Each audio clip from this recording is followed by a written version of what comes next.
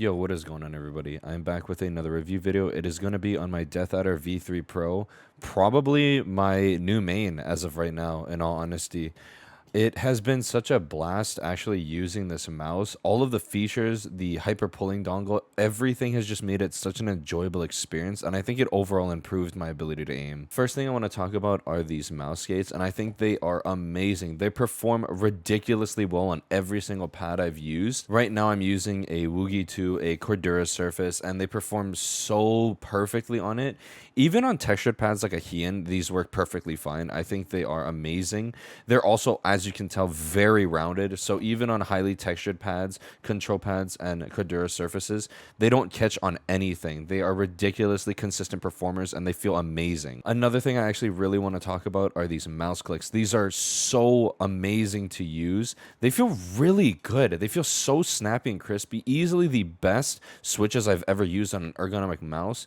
But I do still feel like the Viper V2 are just a little bit snappier, more responsive feeling, but you will obviously get the same responsiveness in the Deathadder V3 as in the Viper V2. Another thing is the scroll wheel. They actually changed the scroll wheel, and I don't like it as much as the Viper V2. I am definitely more of a tactile fiend. I like really heavy, nice feeling scroll wheels. This feels like an extra fice scroll wheel in all honesty, or even something like a TENS Final Mouse. It actually feels very similar to that, although the TENS Final Mouse has more defined steps than the Viper V3, which is really surprising. I think the one thing that Final Mouse was never able to nail until the 10th edition was definitely the scroll wheel tensioning. Although the click in feeling is so unbelievably soft, if Artisan made a mouse click in, this is definitely what it would feel like. It's so ridiculously soft, really nice and easy to actuate. I love the scroll wheel, although I still think the Viper V2 is just a little bit better because, like I said, I'm a tactile fiend. These side buttons, all these side buttons are placed ridiculously nice. They are like right below where my thumb rests. This is going to be very difficult and painful to show, but my thumb is going to rest right below where the side buttons land.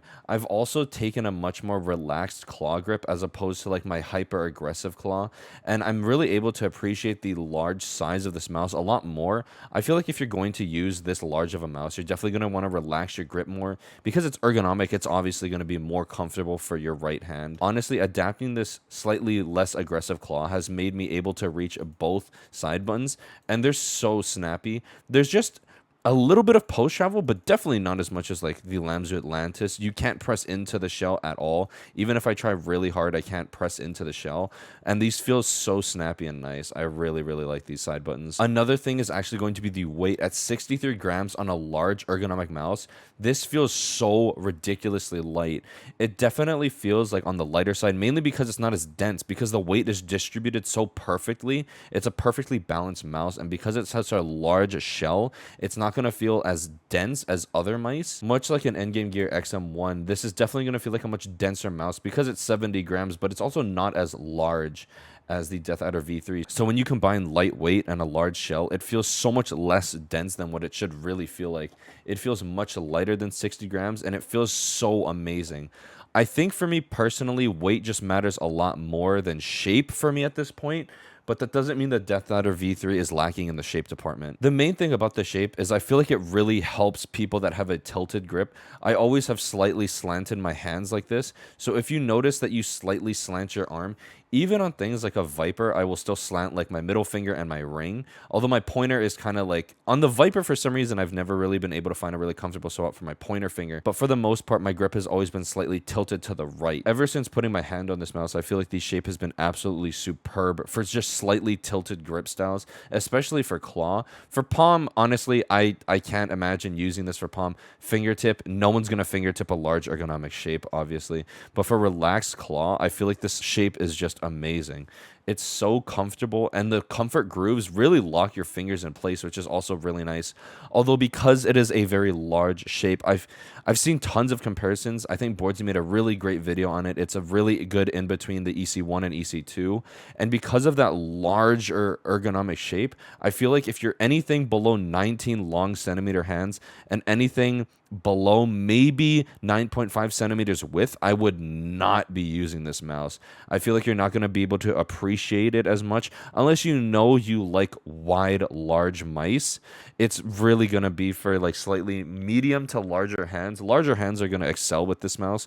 For my medium hands, I feel like it's just amazing. It's not as nice feeling as a small mouse, but it locks your grip in place and it just makes it so that the width gives you a lot more stability. Although the mouse tends to slope off fast instead of having a bigger hump, where the comfort grooves are on the mouse, you're really able to pull the mouse into your palm to create a lot more contact to just give you extra stability with it. Now I would love to talk about my experience with the 4K dongle. I think it's been amazing, honestly. I don't think my computer is actually strong enough to handle 4K consistently, however. I did notice that I had tons of frame drops in Apex. I had some stutters in Kovacs specifically, not too many in AimLab and not that many in AimBeast, but Kovacs specifically, I had more stutters.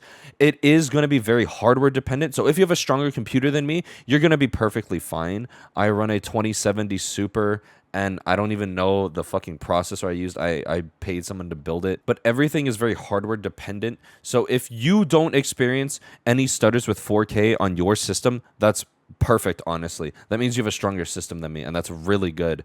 I did notice that it's also very game dependent. When I tried it on Osu, something that you can't really dip below 500 frames on, I had tons of frame deviation. I would go from like 140 frames to like 60 and stay at 60 for a while and then jump back up. It was just a really, really bad experience. So I dropped my hertz down to 2K. And when I dropped down to 2K, I've noticed that my cursor movement is just so much more smoother, a lot more responsiveness in game, especially in Overwatch. That's pretty much been my main game. I've been streaming it very consistently this past week, and really all I've been playing is Overwatch. Tons of tracking scenarios, changing my sense and everything. And I'm also using 3200 DPI. I have heard that you shouldn't be using anything lower than that because it has something to do with the pulling rate, keeping up with the fucking hertz. I don't remember. It's all a bunch of really interesting tech stuff that I am too stupid to understand.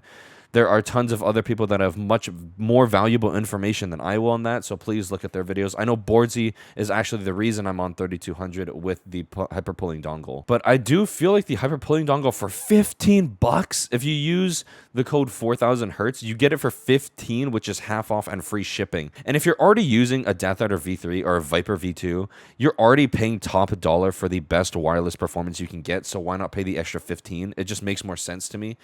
And honestly, the only real competitor to the 4K wireless is going to be G-Wolves. And I've held off talking about this publicly, mainly because I had a horrible experience with my mouse. It's actually already back in the box. I will obviously let the... I don't care about how G-Wolves Gym talked to me in DMs. That doesn't reflect on the product that they made, so I don't hold any ill will towards G-Wolves as a company, but the experience I had with the mouse was just terrible.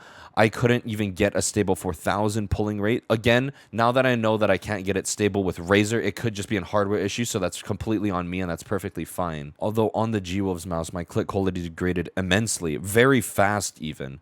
I absolutely loved how they felt out of the box. I think the choice of zippy 60 mils and the implementation was done amazingly, although the build quality, as per G-Wolves usual, did not live up to the price point that they've made it. So really, when you compare the other competitors to what Razer is offering for the price point, it's pretty much just like you're going to be getting the best performance possible with the Razer products. In more terms, talking about the shape, I know that the one thing that I always wanted to make pretty much any ergonomic review on was always going to be the EC3C. And now that I'm using it, I could never really enjoy the EC3C as much as other people. I think I would just enjoy larger ergonomic shapes, which is mainly why I never did a video on the EC3C. I really disliked how flat it was. This huge part right here was just digging into my palm. And it digs really far back too. I like this whole bottom portion to be used on my pad for more stopping power. That's also why I stopped digging into my pad, because I started to use my palm. And because of how long the short back is and how far I'm able to reach at the top, it doesn't let me do that. So I get a lot less palm contact with my pad. If that is something that you enjoy, then that doesn't matter to you. But that's like the main reason I never use the EC3C. The other thing too is I feel like this mouse is just a little bit too short for me. You can see now that I relaxed my grip, I could actually hang my fingers off if I really wanted to. I used to grip it all the way up here, which was much worse. I feel like the click quality has also degraded kind of a bit on my copy at the very least. I just realized that I'm just not that small ergonomic user. Although when comparing it to a much larger but still short ergonomic mouse, the Vaxi Outset, I'm able to appreciate this mouse so much more because I'm able to drop that bottom portion of my palm all the way down. But the hump is also very large. It locks my palm in place, so I'm able to get a very consistent, stable grip. And the click quality, as per Vaxi usual, has never degraded on me. I think in terms of just overall build quality and longevity of their products, they are honestly one of the best. But the main reason I brought out those two mice specifically is I feel like if you're an EC3C user, this is definitely going to be much too large. It's going to be too big of a drastic change. Although if you're an Outset user, I feel like you're going to be able to handle the Deathadder V3. The palm contact is not going to be as high, sadly, but you are still going to be getting that large ergonomic, wider shape. So it's going to still able to give you all of that stability that you got from the Outset, and then the click quality is not going to degrade. In all honesty, I feel like the Razer opticals are better. But yeah, that's pretty much all for my review. I know that I rambled quite a bit. I just really love the Deathadder V3. It's easily like, it's gotta be like my main mouse right now. I've had such an amazing time. I've hit tons of new tracking and precision-based scores in Kovacs. And overall, I've just had a ton of fun with this mouse. Honestly, is like the most comfortable ergonomic shape I've ever used. I'll probably dip more into ergonomic shapes and mainly compare the shape to the Deathadder V3 because this is easily my favorite mouse right now. But yeah, I'm actually gonna be streaming right after I post this review. Please stop by. Honestly, I really like the mouse community. I feel like the differentiating opinions honestly creates for really interesting talks and stuff. Debating is honestly really fun to do with people, and I would just love for anyone to stop by. You can either follow my Twitch, I will put it in the description below, and follow my Twitter because that's usually where I usually just post streaming and then I post a link. I'm a very bare bones person. I'm fairly fucking lazy. But yeah, that's pretty much all for the review. I hope to see you on the stream, and I hope to see you on the next video. Peace.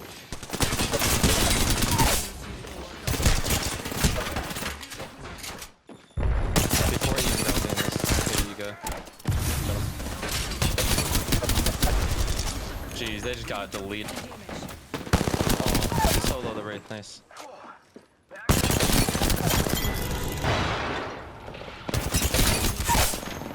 You were me?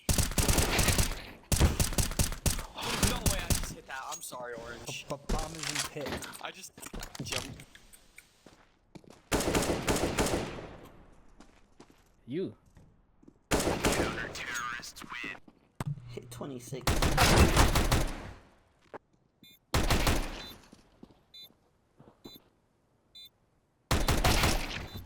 Nice.